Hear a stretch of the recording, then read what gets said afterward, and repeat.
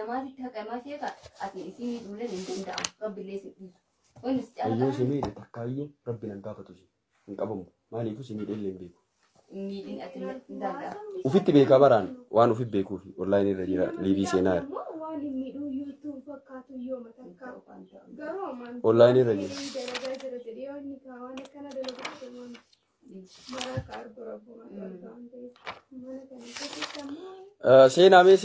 سينا بلوان كيا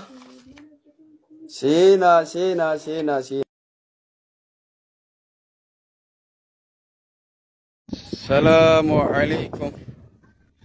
السلام عليكم ورحمة الله وبركاته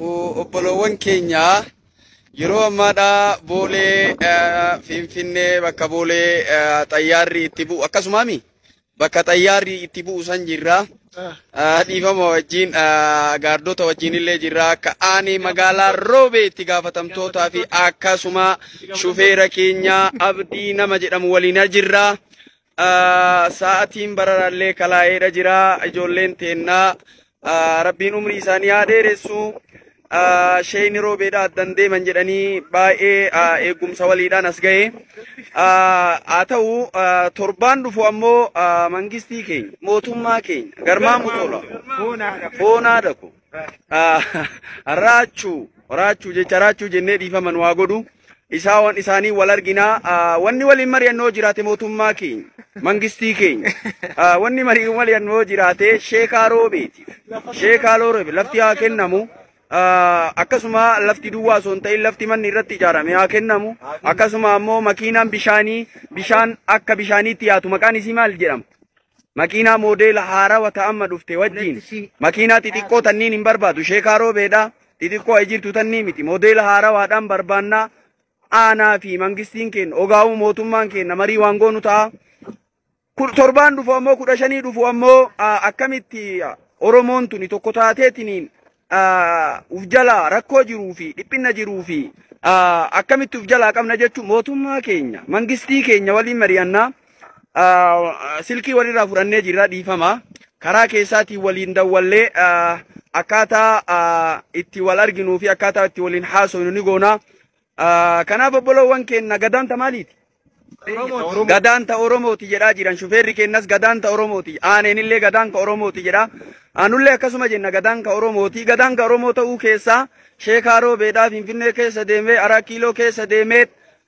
waan jaalatu jaalatee waan jibbu jibbee ka arrabsee haasawee akka barbaade dubbatee arga bahee maaliif jennaan ilmoon leencaa leencuma taati afaaniin osoo hin ta'in dalagaadhaan mul'ifna nuti hayyonni lafaa dhufnu kun maal dalayne ijoolleen lafaa dhuftu kun maal dalayne ummanni duraanii jeneraal waaqoo guutuu jeneraal ammalleetiniin alii cirriifaa qabritti sodaataa jira ummanni kun noo ana sheekaaroo bee jira maanan sodaanne waan jedhurra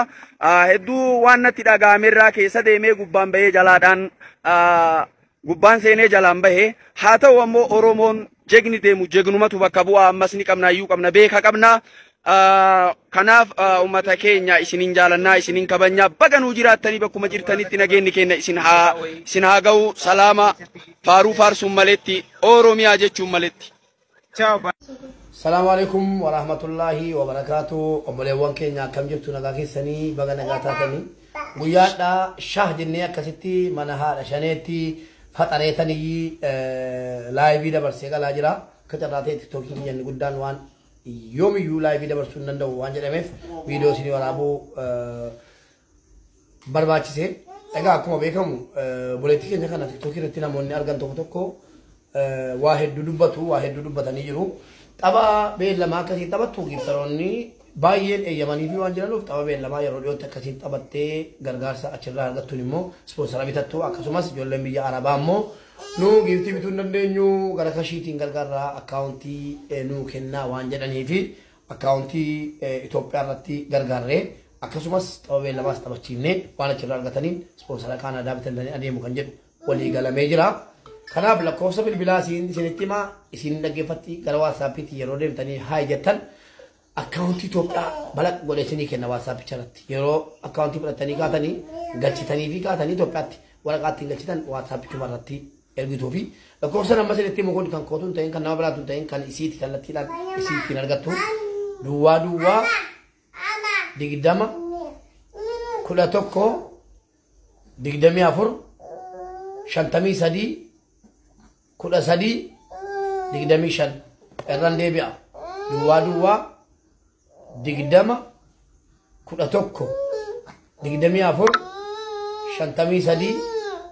kudha sadii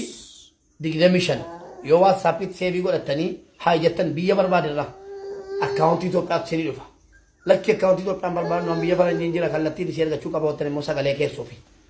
Biyya faranjiin jira kallattiin isii ergaa mattaawaqaa kee ergi jettanii mattaawaqaa isin isinitti ergattu WhatsAppii irraan jechuudha gargaaruu dandeessu. Kaayyoon keenya teenye aannan bitadhu maaloo fata ijoollee bitii maaloo hin ta'in kala salama tokkicha rakkannee doolaara 40 jechuun wayii miti yoo harka wal qabanne doolaara 40 buufnee fi akka jedhe ispoonsaraan hundi jala maatii guutuun abbaan manaa ijoollee afur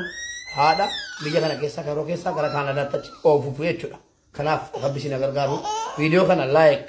komentii irratti yaada nama jajjabeessu duit gochuun dirqama keenya hundaati.